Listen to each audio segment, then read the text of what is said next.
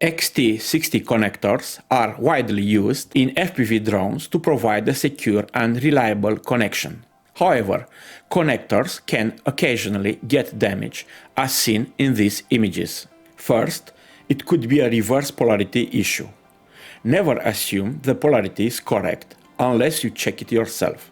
In such cases, components like ESC, voltage regulators, or the flight controller unit can be damaged, depending on the protection circuitry presented. Fortunately, this is a rare situation, but the resulting damage is severe. Second, this kind of damage often appears on only one side of the connector.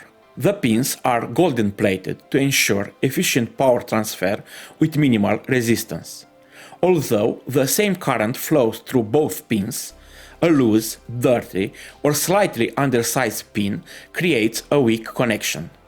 This increases contact resistance, causing that specific pin to heat up rapidly. Over the time, a poor connection can cause arcing, leading to carbonization. This further increases resistance and heat, eventually leading to catastrophic failure, such as fire or complete loss of conductivity. Vibration and repeatedly coupling and decoupling of connectors can further degrade the contact surface, worsening the problem.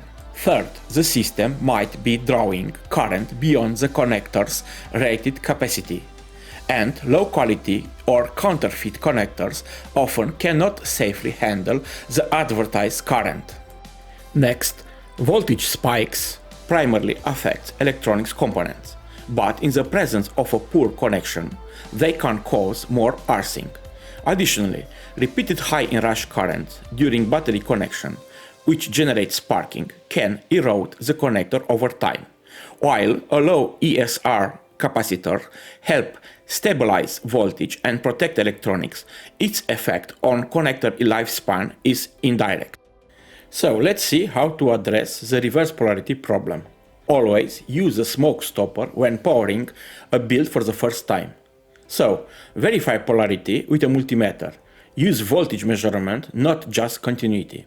After soldering your XT60 pigtail, do not rely solely on the connector shape for correctness, as wiring mistakes can still occur. Next, fixing poor contact and resistance. Inspect connectors regularly for wear, discoloration, or looseness. Clean contacts using isopropyl alcohol. To maintain optimal contact, periodically inspect the male pins.